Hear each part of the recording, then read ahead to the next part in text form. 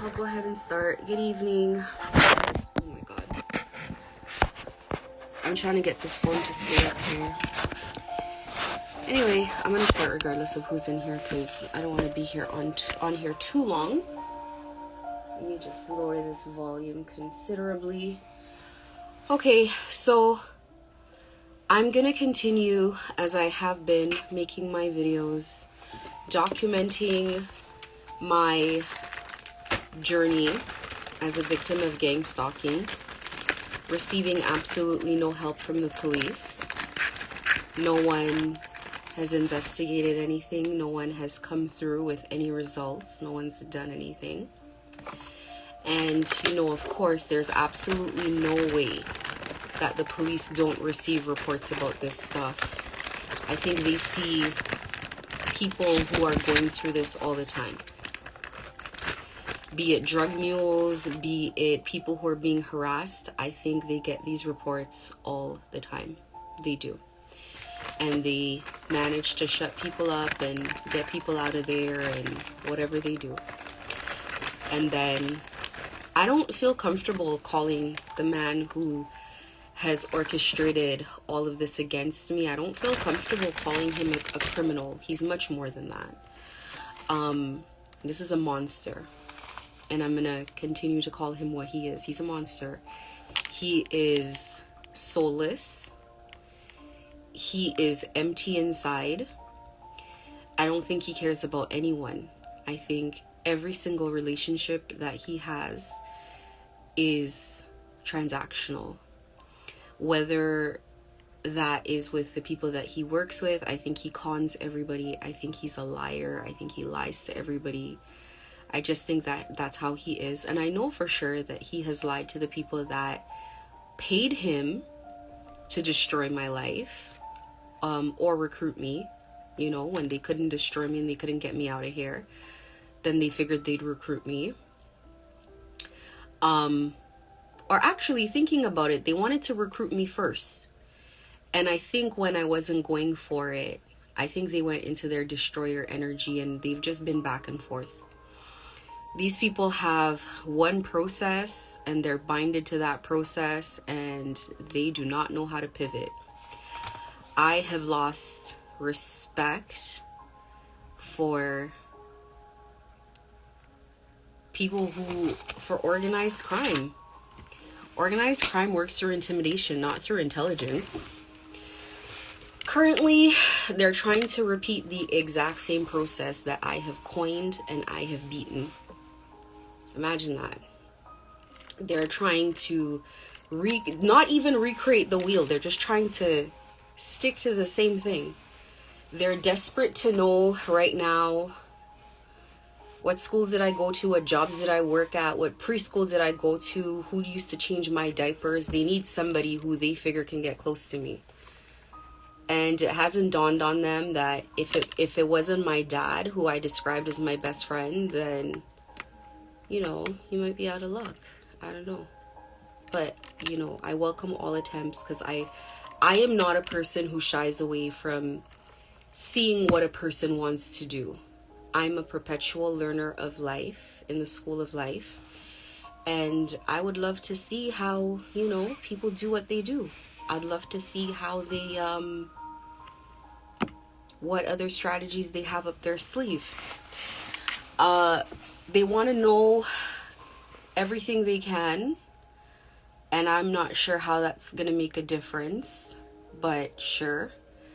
And they want to try to strategize they're like, well, what does she want? She posted about influencers wanted. So, you know, maybe they're not going to send jail or anything, but, you know, maybe they'll send somebody who nobody's ever heard of. And who knows? I'm eager to see what else they're going to do. But one thing they will not do, I don't know. You know, this is the other thing. Assuming that it's a drug culture, you'd think they'd have money, right? I don't know. They spent all the money bribing everybody else. That was a misuse of money. Thinking about it now, you'd probably want to say to yourself, what if we just gave her the money to stay away from Garcia?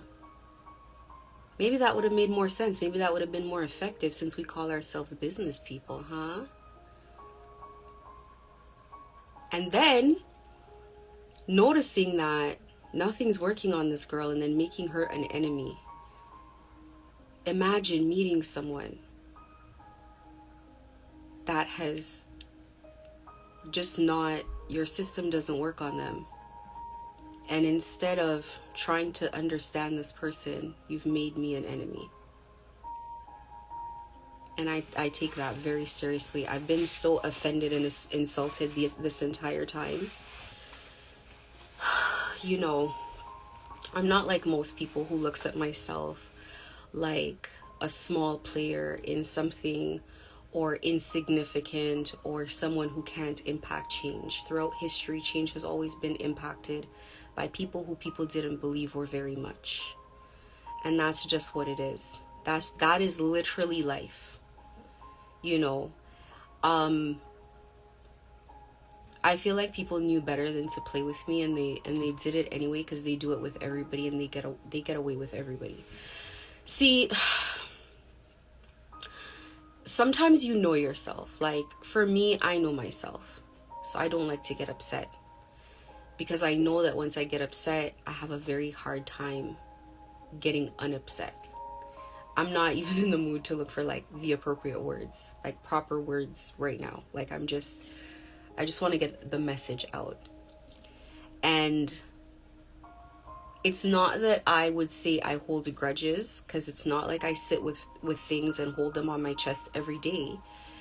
But I don't forget. I don't forget. I'm not saying I don't easily forget. I'm saying I've never forgotten anyone who's bothered me. For a reason. It's for your safety, you know? And this situation was so grueling and so aggressive and such an injustice that just even thinking about asking someone to forgive you is some audacity, and it is not possible.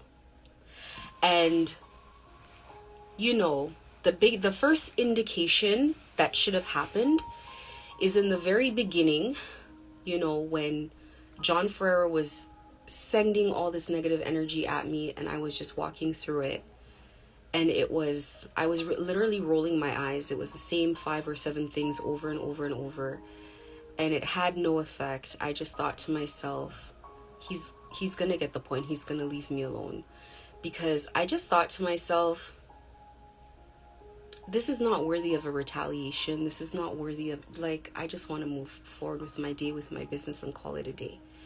And that's how I always am. It's like people poke and poke and poke and poke at me, and I'm like, look, I don't want to upset myself, because I know when I start paying attention to things, I really zero in and I lock in.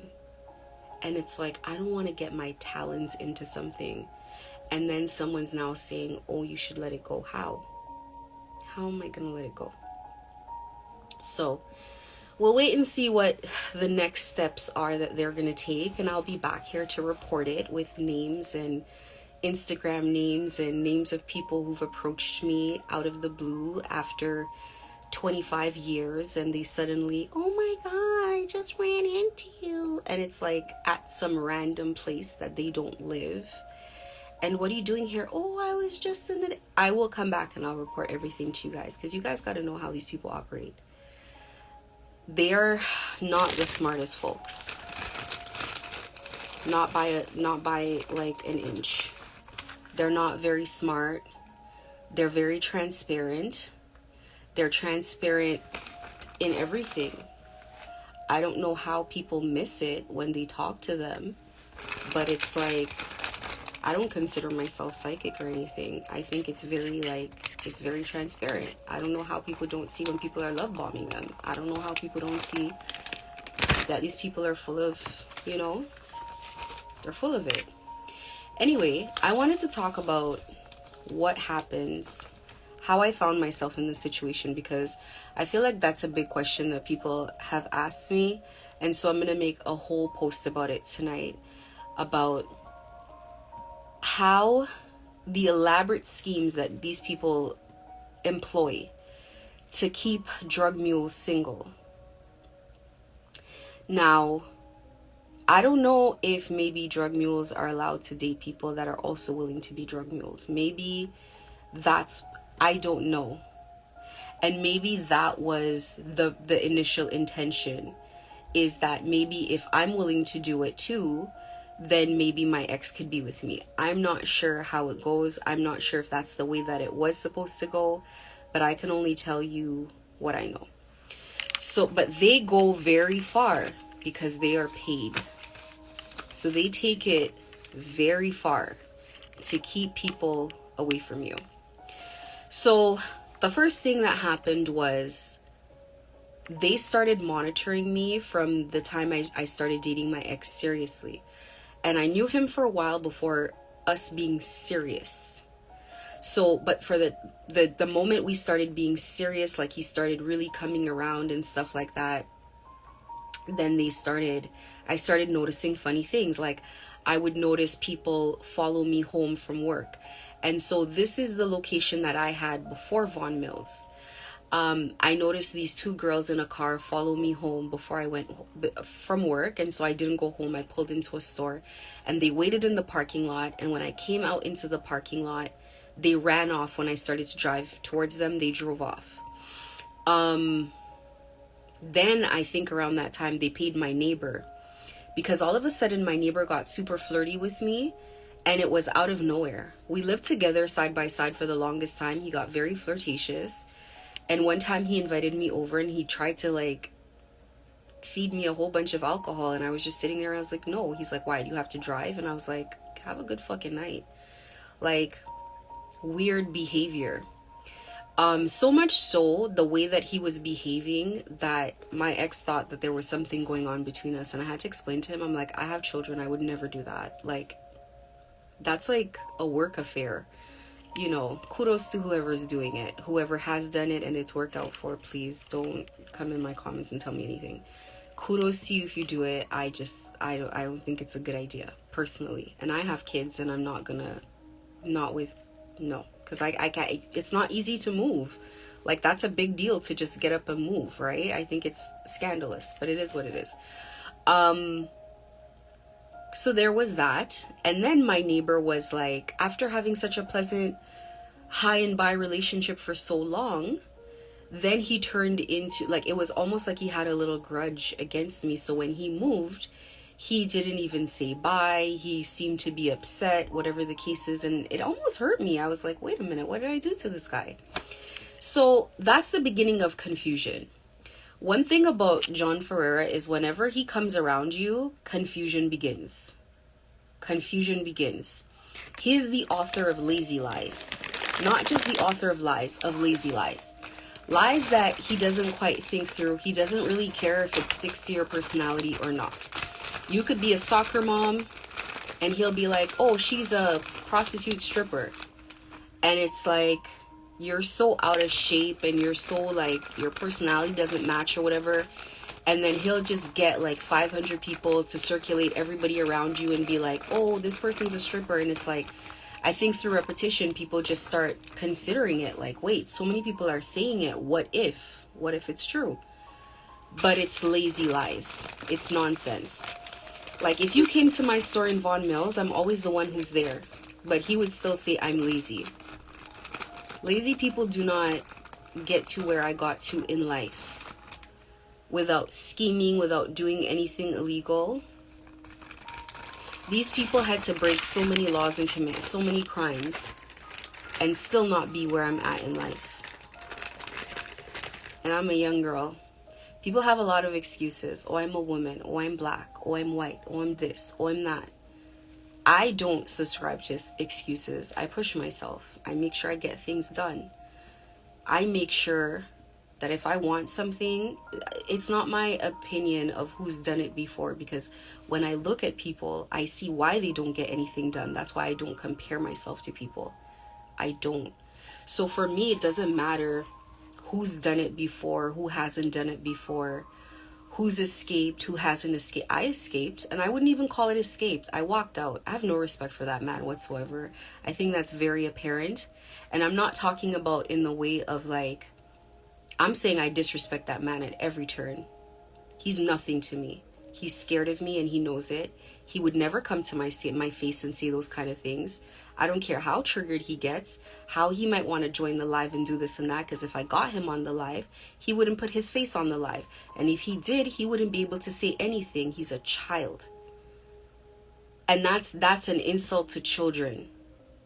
But what I mean by that is emotionally regressed, unevolved.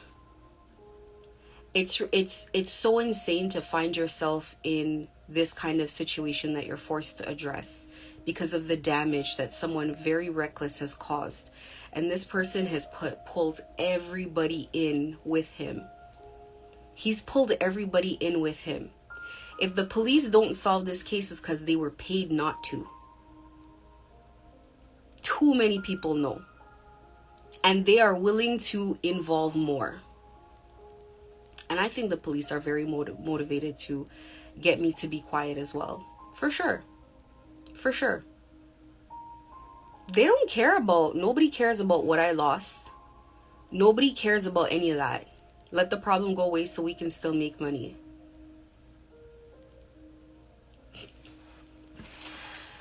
Anyway, so when you're with your partner, they monitor you, they follow you around, they get into your business. They sent people to my business, aka Daisy Porus. They send people around to befriend you, and they send them in succession, one after the other, after the other, after the other. They bombard you. They want in. They want to know who you are and what you're about. And they want to know if you're dirty like them. Are you willing to commit crimes? Are you the same as us? If you're not, they want to get rid of you. They really want this person to focus on feeling dejected, feeling like there's no love out there for them, feeling no satisfaction in life, and prioritizing money above all else. They prioritize status, they prioritize all of these things that are meaningless, because when they give them to you, you're still unsatisfied. You can have $1 million in your account and be in the sunken place with these people, in depression, in feeling dissatisfied, being constantly around people who are liars, people who could care less about each other, people who are just no good. They're evil soul people. They're evil, they're dirty. And it's one thing to be a criminal, and it's another thing to be like just evil. I haven't met a single person in this whole thing other than the new recruits.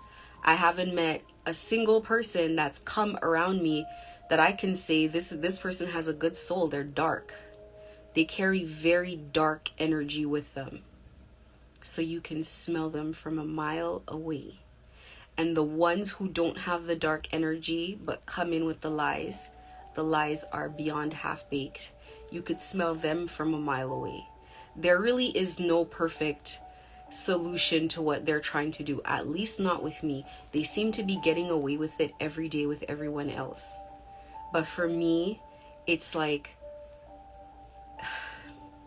I feel like they're doing it on purpose, like they want me to know.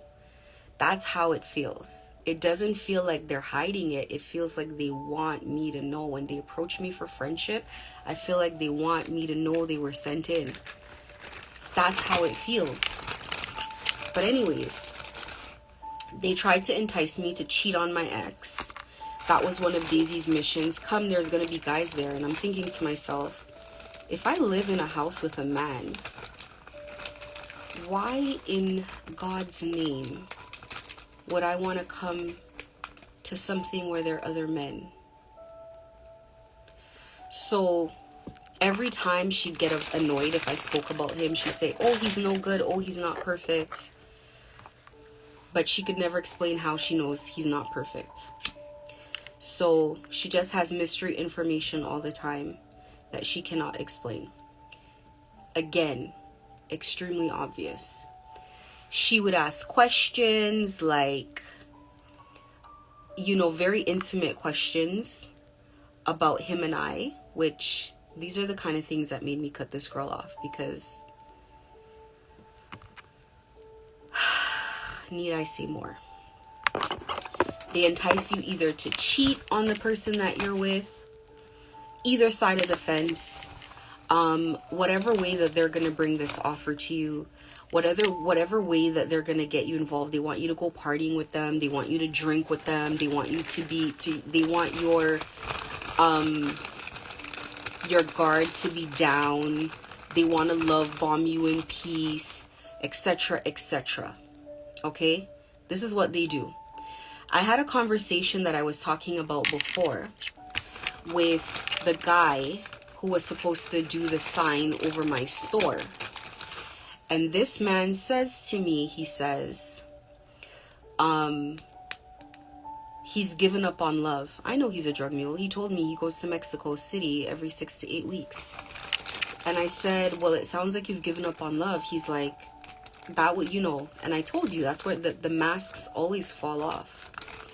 Because no matter what level of the ladder that you're on in this thing, nobody is happy. Nobody. Everybody is empty inside. And the more things they collect, the emptier they become, as they realize, as they get to a point of realizing that more things are not going to make them happier. And they are surrounded by people who are also just as empty. They're all thirsty. This is why John Ferreira is so obsessed with me. Anyway, I'll go into that later. He's not the only one that I don't want to call him a carpenter. He's supposed to be a demolition guy. I don't know how I came across his number. I guess I was Googling and he came up. But, you know, I feel like I've recognized patterns of behavior with all of these people. So they all have sex addictions, and I mean sexually deviant behaviors that are just out of the realm of normal. Anybody that you come across who's a drug mule probably watches too much porn and is just overly sexual and can't control that energy. It just hops out of them. Everything that they talk about, that they think about, that they do is like lust, lust, lust, lust, lust all the time. And for a normal person, yeah, you're gonna notice. It's very odd behavior. Not just that, but they want to convince you that your partner's no good, and they want to convince the partner that you're no good. And that's where the smear campaign comes in. And they will stop at nothing. If they have to doctor evidence, they couldn't get evidence on me. Since I've left my ex, I've dated no one. I've been around no one. I've been being gang stalked. So there has really just been time for focusing on healing, focusing on surviving that, focusing on overcoming that. And focusing on my business and keeping my life together, which they make a full-time job. They make it a full-time job. But I'm sure if I had a very candid conversation with my ex, I'd hear about who I was supposedly dating. I'd hear about that, I'm sure. They will go to no ends to make sure that the relationship doesn't work. And one of the most surefire ways to get rid of a person out of your life is to also put them in the same cartel that you're in, because that way, that person is owned. That person is no longer their own. That person can't do what I'm doing and just get on here and talk on live. They can't just call you anymore. They can't do anything. They're under control. They're under control. They become a ward of that organization, and no police department, no lawyers, nobody will touch you after that. This is why for me it's been very important for me not to be a part of any of this stuff, because I saw right through it from the very beginning. Any sort of deal made with that organization whatsoever results in the loss of the control of your life. And I think a lot of people are kept away from realizing the illusion that they don't have control over their life. They're kept away from that Because the minute they start trying to exert control of their life, or saying no, or being defiant, or saying I don't want to do this, or not being influenced, the minute they do it, they get gang stalked. That is exactly what's happening to my ex right now. He's actively being gang stalked by the same people who convinced him not to be with me, who convinced him I was this, that, and the third. And if you know anybody involved in this lifestyle, it's the same thing. Anybody involved in this lifestyle shares the same story. Whatever relationship they were in when they first started, they are not in this relationship anymore. They're isolated from family and friends. They just find themselves in a situation where it's almost like it's isolation, where you can't really trust people and everybody watches everybody. So it's a very untrusting environment. And it's terrifying, of course. Could you imagine dealing in that situation, being in that situation, and not just being in that situation, but, you know, for me, I felt what it was like. I felt what it was like being in that situation without having taken the vow or the oath to this organization. It is a situation, let me describe it for people so you guys can understand exactly what this is. Emotionally, you literally feel out of your body. You feel like you're out of your body. And what I mean by that is, yeah, you're walking around, but it's like you're in an alternate reality. Like, it's like being in a different world, because there's the normal world that you know, and then there's gang stalkers that are close by at all times, that are surrounding you at all times, making sure that you understand that they're there and they're watching your every move. And of course, it is terrifying for people. It is terrifying for most people. It's terrifying for all people, because you feel like this other world existed and it is existing in front of everybody's face, but no one's seeing it. And no one's helping, and the police are telling you that it's not happening, and people are not taking you seriously because it sounds so crazy. And what's happening to you is just a series of microaggressions. It's not like very aggressive actions. Nobody's like, I mean, they slashed my tires, they did stuff like that, but it's not like anybody is slashing your face with a knife type of thing. So it's not stuff that's reportable. It's stuff that, it's just brutal stuff. And of course, you get to figure out that, well, I figured out very quickly that the way that they're making you feel like you're having an out-of-body experience is, of course, because they're doing rituals on you. These are esoteric practices. And they upped the ante. When John Ferreira figured that he couldn't get it done, he upped the ante. And I used to really think to myself, like, why is he so committed to this? And this is because his life is on the line. His life is on the line. And he invested quite a bit in getting this done, in surrounding me, in making me feel like this illusion was going to be a good idea for me, in sending people to shop in my business, and sending people to be friends, and they create this illusion of this fun environment, and this is the in crowd, and this is where you want to be, and this is where all the connections are. And by the way, if you don't join, we're going to just destroy you and take everything from you. So you got to be a pretty strong person mentally, and pretty confident in yourself, to decide that you're going to exist outside of this machine, whatever this is, that's been built off of intimidation and lies. Now, I'm West Indian, and we tend to have a lot of people that gossip in the Caribbean. It is what it is. Everywhere in the world. But I'm talking about, I can only talk about my experiences. And one pattern that I have learned about gossips, especially the ones who do it the most, the ones who profit off of it, is they live in a house of cards. It is a very scary situation for them always, because they are always just two people connecting away from all their lies unraveling. And so they're always on pins and needles, and they're always hovering to make sure people do not connect.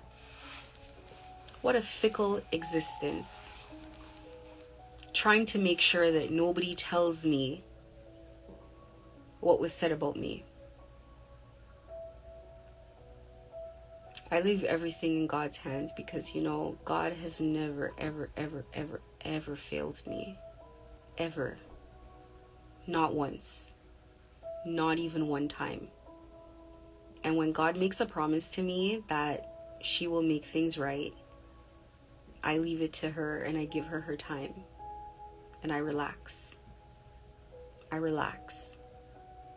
When I began to be actively gang stalked, and I went to God about it, and I got my confirmations, I relaxed.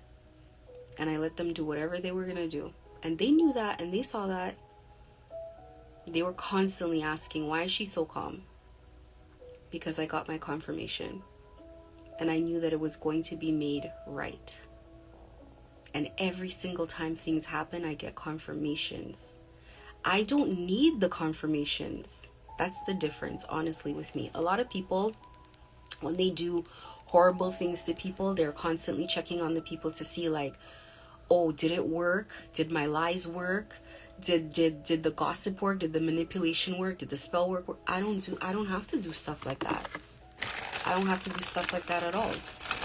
I don't have to respond to psychological games. I don't have to do any of that. I let people do what they do because I know what I know. And I just let people see and people figure it out. The reason you need patience is because when you don't talk a lot and when you don't continue repeating things to people and when you don't beg people to change and none of that stuff, and that stuff is not in my personality. Like, I don't even like repeating things to my kids. But when people face actions, there are some people, it takes them a while to figure out. But everybody's trainable. Everybody is trainable. Every single person. Everyone. That's how God works with us. There's no need for you to physically hear a voice in your head that says, please don't do that, because you may or may not listen. But every single time you get your hand slapped, you start learning. Because each slap is stronger and stronger and stronger every single time. And there just comes a point where you start to understand, oh, if I do this, that happens. Oh, maybe I might not want to do that again. So there's why would I lose my dignity by begging people to stop who've been paid by dangerous people? Stop what? He can't stop until his dying day. He's gonna still figure that there's some way to get it done because the alternative is the end. So whether or not the police do anything, listen, I already said, this is one of those games. This is one of those moves on the checkerboard where you align your pieces so that whatever move a person makes is the wrong move. And whatever move a person makes lands them in the exact same spot. King me. Any move on the board. Either way, I get what I want. Either way. Because I'm not getting on the plane. Doesn't matter if anybody listens to it, believes it, or not. And it doesn't matter what kind of emotional fallout anybody's having about it. Clearly, I don't care about his emotions. I don't care about none of their emotions. I don't care about their finances. I don't care about their families. I don't care about their children. They don't care about mine. They don't care if my kids go to college. They don't care if my kids have a place to sleep or a bowl to eat out of. They could care less. As a matter of fact, they hope my kids don't, so they can have it. So, it's either me or them. What do I look like? Not choosing me wouldn't happen. You know, they tell these guys things about you. They cast doubt about your virtue as a woman, how much respect you have for yourself. they cast doubt as to how independent you are or what your motives are for the relationship. And I'm sure they told him that I want money from him. But, you know, there are intimate details that people don't know that would make all of their lies very transparent. Anybody who would meet me would see that I'm probably not close to the front of the line of girls who are dating for money. But if people want to think that I go through all this work and I'm pushing through all this fight back and this pushback in my business just because I want to be subservient to a man, because he takes care of me, then they are welcome to believe what they can. You can't force everybody to think. And quite frankly, I've realized in the course of being gang stalked that people relinquish their right to think for themselves a lot. If something is repeated enough times, like if you say the grass is yellow enough times, people will believe that the grass is yellow, even though their eyes are telling them that it's green. So I no longer expect for people to use their eyes and use their head and use their instincts and use their intuition and use, you know, their God-given, hopefully, intelligence. Like, I would not bank on it. So who knows who believed that, or if anybody believed that or not. Who knows? You know, they created illusions about my spiritual beliefs and they painted me to be an evil person. And they also painted illusions about my mental health, which is crazy. People can see that you're very calm. They can see that you are very intelligent. They know what you're saying is a fact because they know the truth. They're probably stunned and shaken that you know what's going on. And then they'll be like, they'll listen to all of this and then they'll be like, it's really important to take antidepressants. It'll help clear all the fog. What fog? You would ask if you were not me, because you have a lot of time and energy and patience. And for me, I don't care.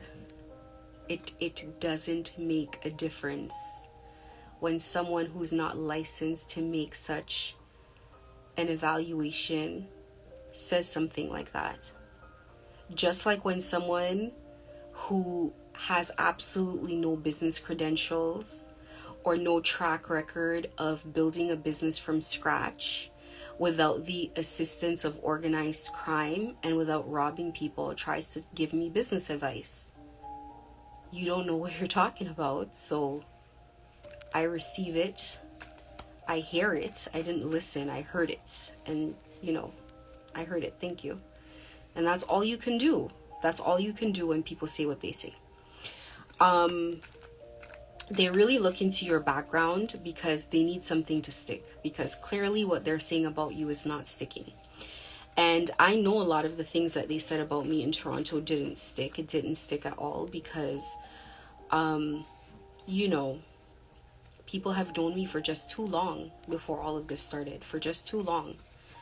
And, you know, I think there's going to be situations where, especially when you're in any situation where, in any environment where people are not making a lot of money or people are really scraping to get by and they feel insecure and, you know, they don't feel like what they're doing is sufficient and they see you coming up in any way, it is going to cause people to act out in ways that, you know, they may not be proud of, you know, when reflecting.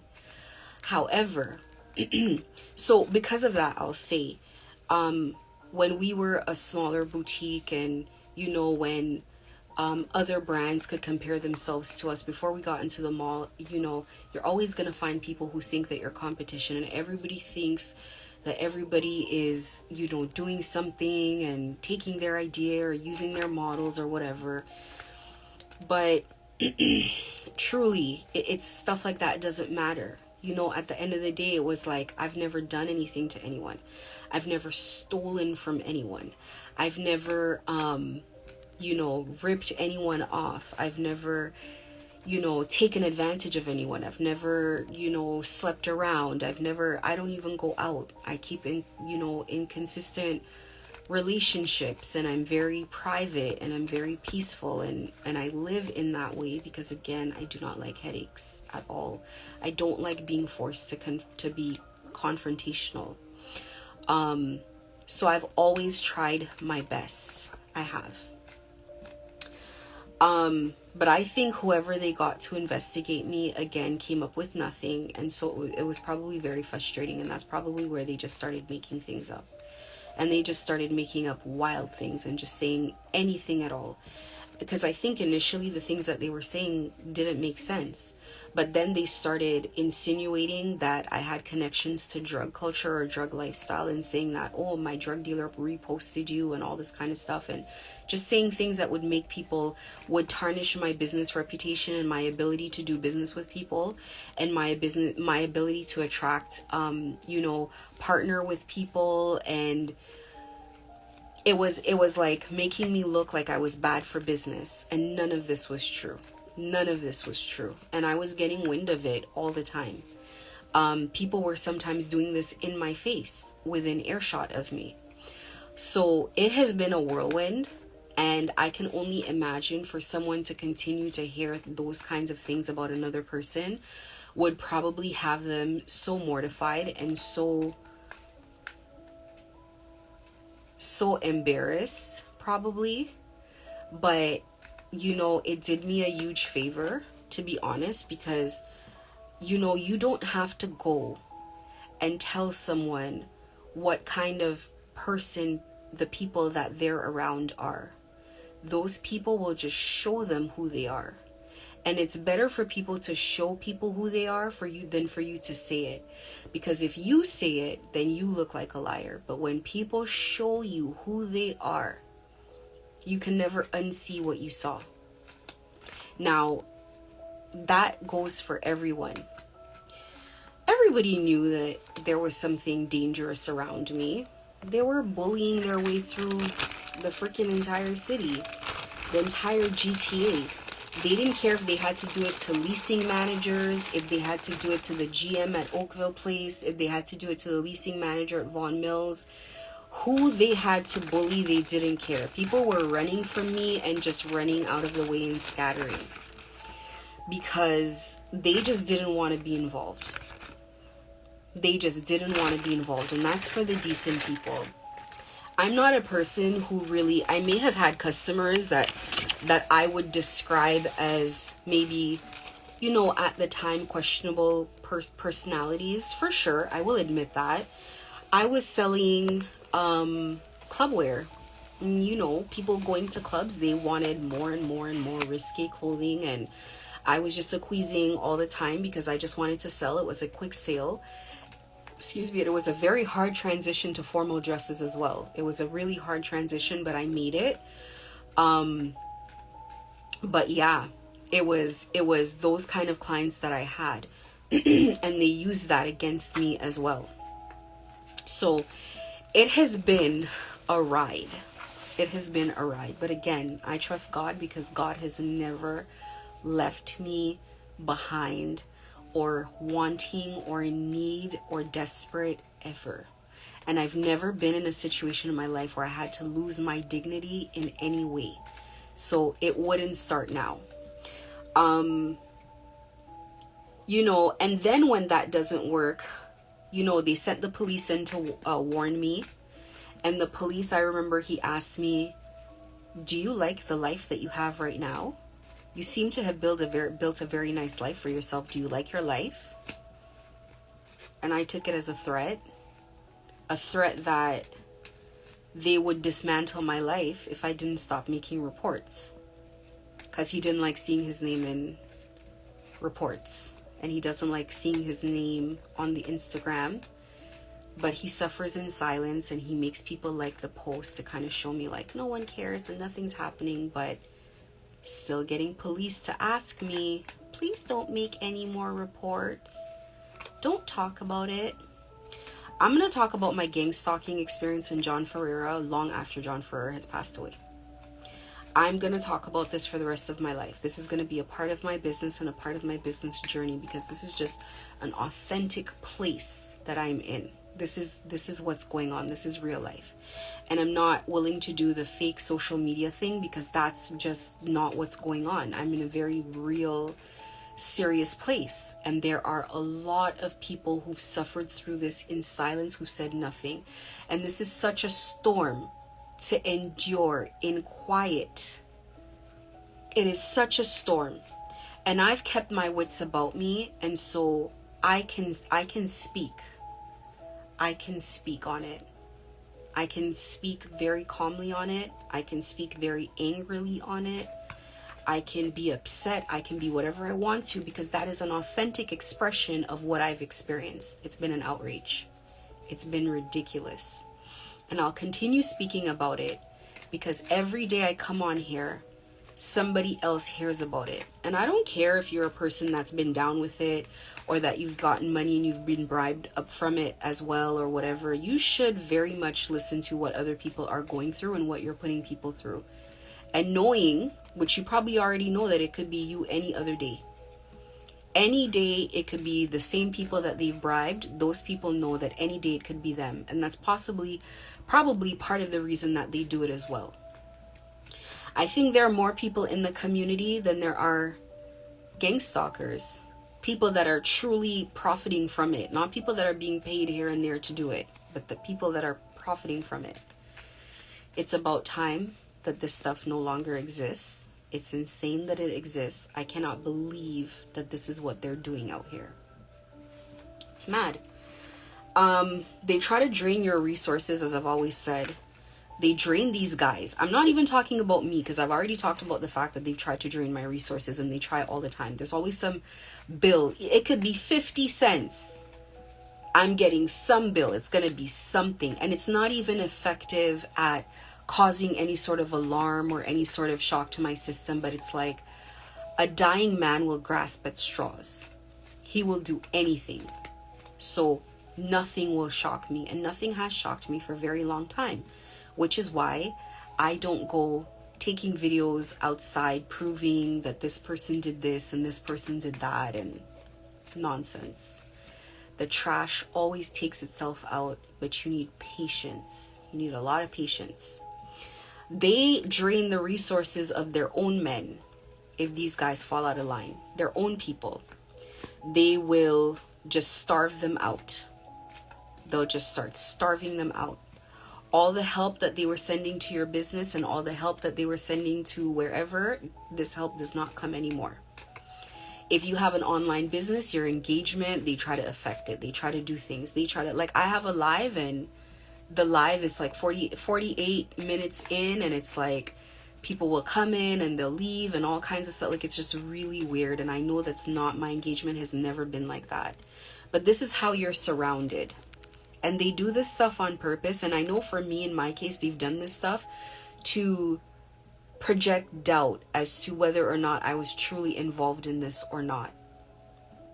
The people who are truly involved in this cannot speak out. They can't speak out, but somebody has to say something. These men that are in this, drug mules, are gang stalked all the time when they want to leave. Drug mules are rendered homeless. They set them up. They put them in jail. They always have dirt on them, so it's very easy to get them caught up in the law. I know for sure they were looking for some reason to get me caught up in the law. The thing is that I am who I say I am. No matter how much evil John Ferreira cannot relate to that because of who he is. I don't lie, I don't steal, I don't cheat, I don't lie on my taxes, I don't lie to the government, I pay the money back that I've made. I've done everything by the book my entire life, no matter how much anybody wanted to say, oh, she's a goody two-shoes or whatever. It's for my peace of mind. It's for my peace of mind, so I don't have to keep looking behind me and wondering, oh my God, I did this, I hope I never get caught in this and that. I don't do stuff like that. I really don't. I don't cheat people. I don't I don't do any of this stuff. I've gone through a storm in the last 2 years, for sure. It's affected a lot of things in my life. It's impacted me in a negative way. But I'm just not a person who's out here doing doing dirt to people. You know, I'm really posting this for my YouTube. Well, I'm posting now on my Instagram profile, so I guess I'm posting for everybody. But please be mindful if you have a checkered past that people are going to try to bring things up. Anything that can invalidate what you're saying. And let me tell you, it doesn't matter.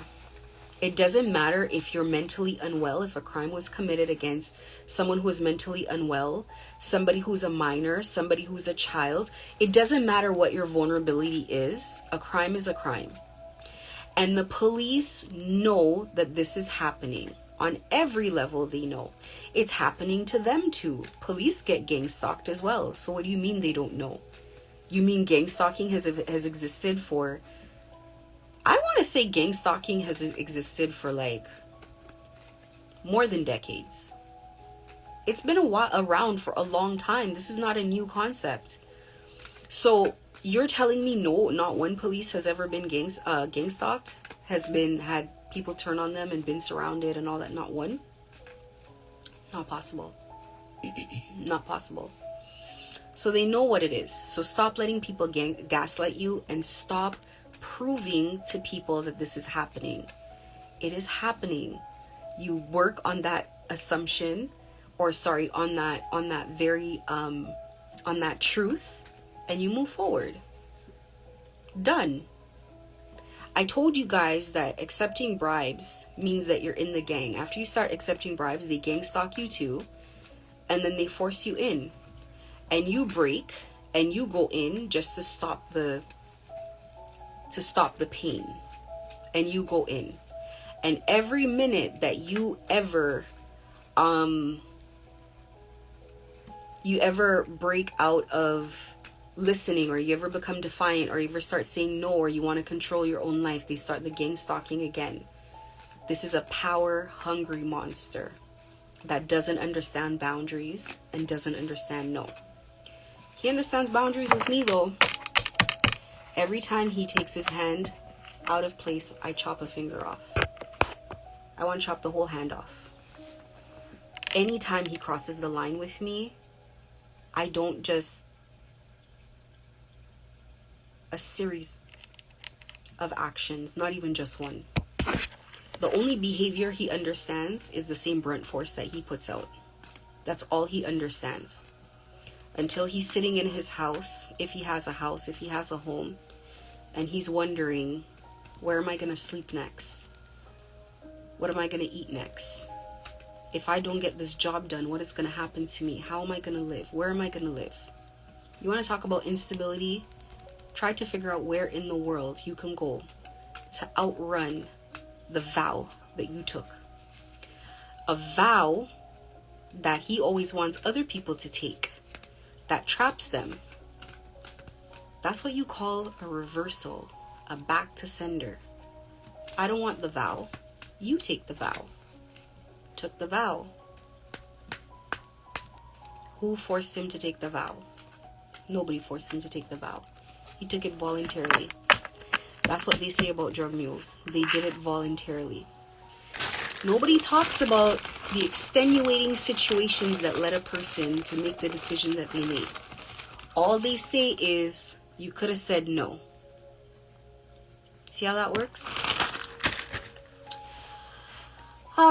They isolate people for sure, so no one's coming to help you. And they'll find new partners for people, and they will appeal to a man's lowest nature. So they always have access to these kind of girls. They always have access to these girls that are just willing to do whatever. And, you know, of course, that breaks up the relationship. The trust is broken, etc., etc. And there it is. And it's a revolving cycle of every time a man finds himself a drug mule male, or female, I'm sure, finds themselves in a decent relationship, they destroy that relationship. So drug mules, on top of being controlled in every way, are not allowed to have love and real friendships and decent friendships. They only want you to exist in that world. And if somebody is insistent on staying in connection with you, then they force that person into that world. And still that person can't come around you anyways, because there was an inherent bond. There was some sort of loyalty in the first place. So that's how it goes. That's how it goes for these type of situations. You know, John Ferreira tried to have me assaulted one time. I believe he paid a makeup artist to assault me. A girl tried to fight me for a money order, a e-transfer that I sent. She asked for she kept upping the price, changing the price for the work, and I said no. We have an email thread of this price. I even gave her more than she was asking for. And then she came back asking for more, and then she changed this. They were gossiping about me on my own set.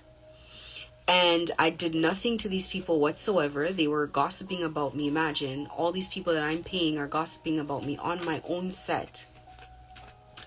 And then on top of it, had the audacity, one of the models, the same one who came in with all the gossip and caused the problems, had the audacity to start crocodile crying to me and saying that she's really happy for the opportunity. I couldn't repeat what she said because I didn't hear. I don't know if she said it on WhatsApp and I just didn't read it. I just don't know. Just didn't care. Really don't care. Once I see you for what you are, I can't unsee it. I'm seeing what I'm seeing, and I'm seeing it for a reason, you know. So it is what it is. But the makeup artist wanted to fight me. This lady wanted to fight me. Calling her lady is a stretch. This girl wanted to fight me. And I had to show the security guards at Von Mills. I had to show them. They were in the hallway making... Her and her mother wanted to fight me. And her mother. And you wonder why people don't have respect for some people. Her and her mother. As a mother, why would you turn up to support this kind of behavior? And I showed them that the e-transfer was accepted, was sent by email. And right after they left, I called the police and made a report. And she immediately accepted the same e-transfer that she refused to accept because she wanted me to cancel it and send it by phone. This is how they want to intimidate you. This is the kind of stuff that they want to do. And John Ferreira really thinks that there's some way he is not going to fulfill this contract. And that is on my soul.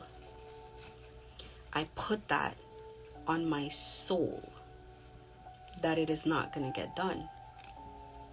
And he could have lied and gone ahead and scammed the cartel. And if they'd like to sacrifice him, listen, let me tell you something. The way it goes and the way I feel about it is God doesn't care who's in the way to get to him. Doesn't matter who or what is in the way to get to him. Because we are talking spiritually here. And some people believe in spirituality and some don't. And nobody has to, but I do.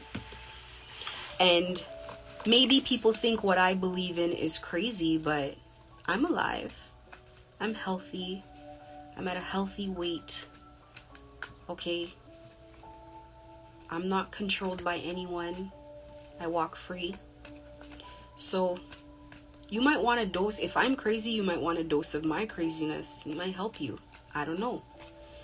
But as I see it, nothing will stand between John Ferreira and the karma. Nothing. Anything between John Ferreira and the karma needs to get out of the way by force or fire. And people can feel that energy around them. They can feel the energy, a very aggressive energy around them. They can. But it doesn't matter what I say. Everybody can pretend that they're calm and everything's fine. I see the signs, and I see the signs all the time. But as for me, I'm getting everything I want. And I already know that I have everything I want. And he knows it too. He knows that the deals are done. Spiritually, he knows. But he's not going to say that. He's going to let it play out and hope that he comes up with something in the 11th hour. I don't care. Anyway, that was my live. I have 6 more seconds. This phone cuts off at an hour. It doesn't let me go over an hour.